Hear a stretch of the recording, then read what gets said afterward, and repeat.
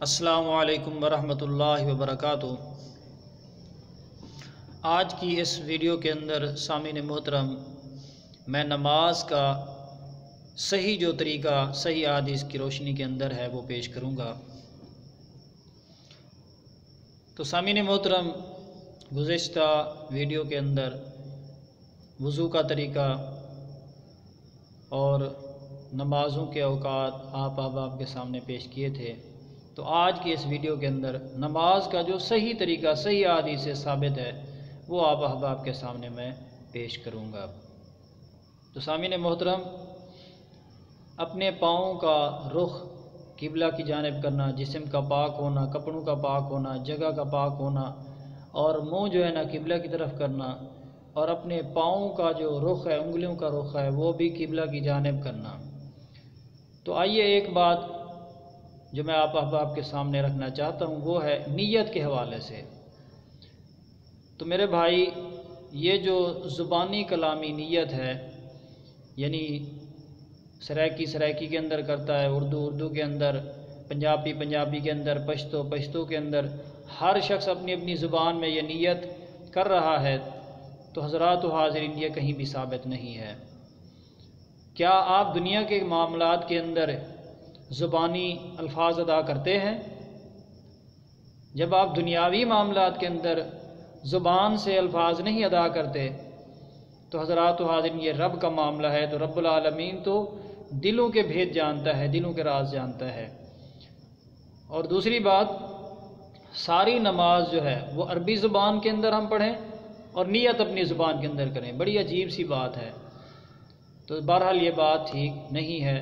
تو نیت کہتے ہیں دل کا ارادہ۔ آپ کا ارادہ کیا ہے؟ آپ مسجد میں کیا کرنے ہیں؟ آپ نے وضو کیوں کیا ہے؟ تو آپ کو پتہ ہے، آپ نے حی علی الصلاۃ حی علی الفلاح کی صدا سنی تو آپ کے دل کے اندر یہ بات آئی کہ میں نے نماز پڑھنی ہے۔ تو لہٰذا یہ زبانی نیت شریعت میں سے صحیح حدیث سے کہیں سے بھی یہ ثابت نہیں ہے۔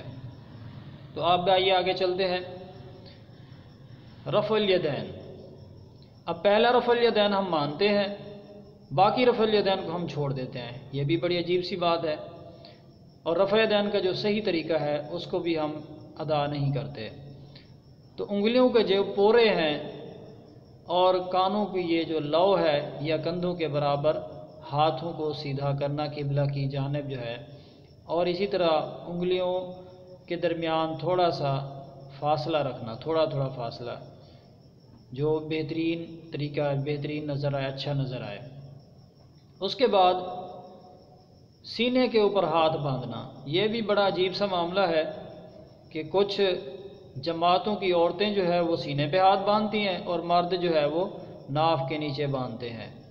تو میرے بھائی، شریعت کے اندر جو ہے یہ بات ٹھیک نہیں ہے۔ دونوں کے لیے جو ہے نا یہی طریقہ کار ہے۔ تو ہم کندھوں تک جو ہے نا اپنے ہاتھوں کو اٹھائیں گے۔ یہ کندھوں کو ہاتھوں تک اٹھانا یا کانوں کی لو کے نچلے حصے تک برابر جو ہے نا انگلیوں کے جو پورے ہیں وہاں تک جائیں، اس سے اوپر نہ جائیں۔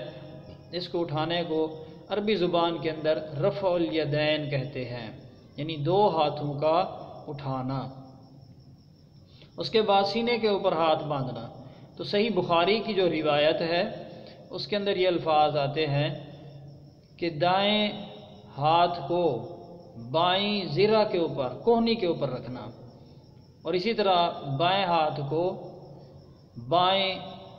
دائیں ہاتھ کی جو کوہنی ہے اس کے نیچے رکھنا، یعنی دائیں ہاتھ اوپر اور بائیں ہاتھ نیچے۔ تو اس طرح ہاتھ باندھیں اور تھوڑا سا اپنا سر جو ہے نا جھکائیں، بہت زیادہ نیچے نہیں جھکنا، تھوڑا سا جو ہے نا سر جھکائیں۔ تو واضح طور کے اوپر آپ کے یہ ہاتھ جو ہے نا اس صحیح بخاری کی روایت کی روشنی کے اندر ناف سے کبھی بھی نیچے نہیں جا سکتے، الا کہ آپ جو ہے نا جھک جائیں، زیادہ نیچے چلے جائیں، تب جو ہے نا یہ ہاتھ آپ کے چلے جائیں گے۔ اس کے بعد جو رسول اللہ صلی اللہ علیہ وسلم سے منقول دعائیں ہیں، زیادہ صحیح روایات، یعنی کہ ہمارے ہاں معتبر ثنا جو ہے نا سبحانک اللہم و بحمدک و تبارک اسمک و تعالی جدک و لا الہ غیرک، یہ پڑھا جائے گا۔ اس کے بعد اعوذ باللہ، بسم اللہ، سورۃ فاتحہ، اور سورۃ فاتحہ کے ساتھ کوئی اور سورت ملا کے ہم پڑھیں گے۔ پھر اس کے بعد جو ہے نا رکوع میں جاتے ہوئے اللہ اکبر کہنا ہے، پھر جو ہے نا رفع الیدین کرنا ہے۔ تو تقریباً 400 تقریباً روایات رفع الیدین کی صحیح احادیث سے ثابت ہیں۔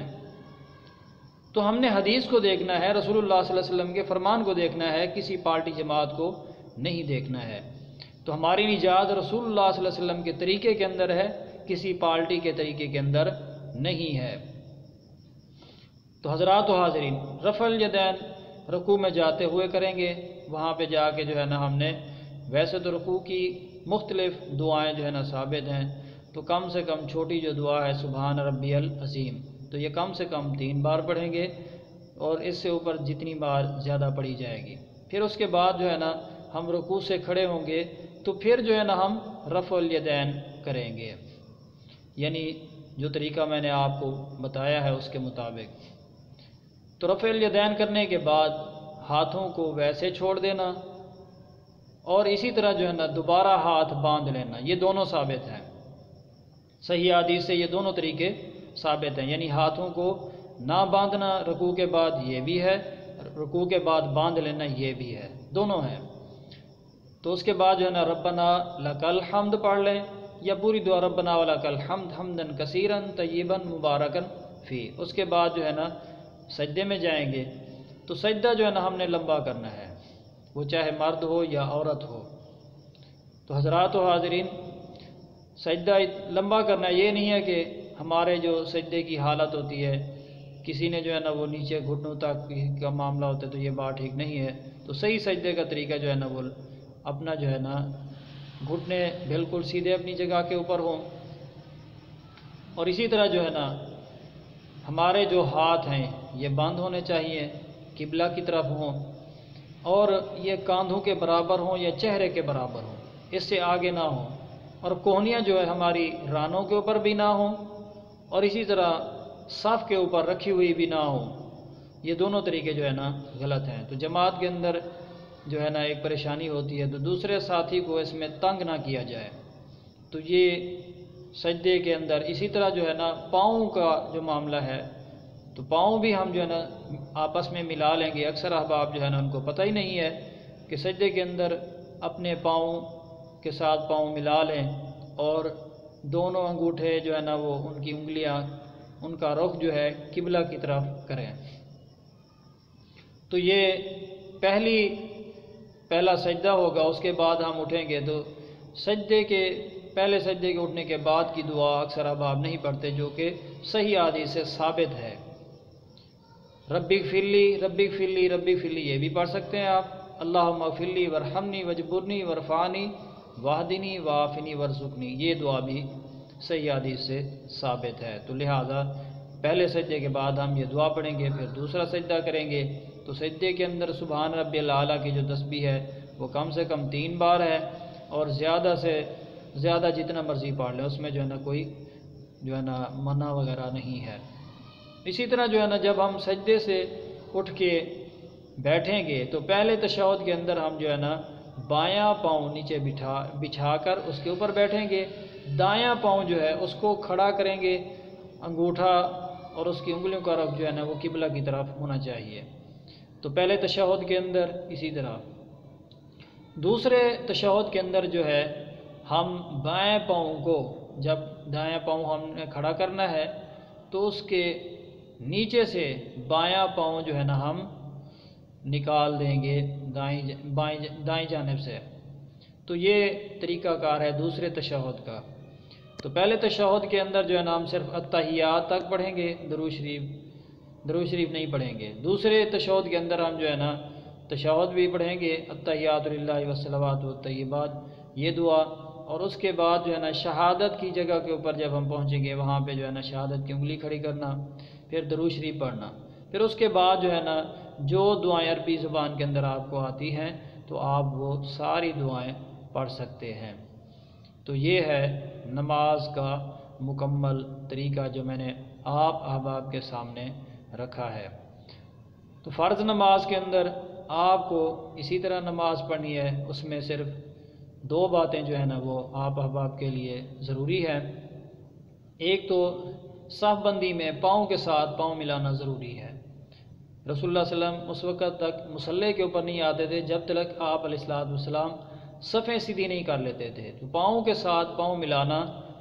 اور اسی طرح جو ہے دوسری بات جو جماعت کے اندر ہے وہ ہے امام کی پیروی کرنا، یعنی امام سے آگے نہیں چلنا ہے، امام کے ساتھ ساتھ چلنا ہے۔ تو یہ ہے فرض نماز امام کے پیچھے یا اکیلے پڑھنے کا طریقہ۔ اور اسی طرح جو ہے مرد حضرات اپنے ٹخنوں کو ہمیشہ ہمیشہ ننگا رکھا کریں، صرف نماز کے لیے خاص نہ کریں۔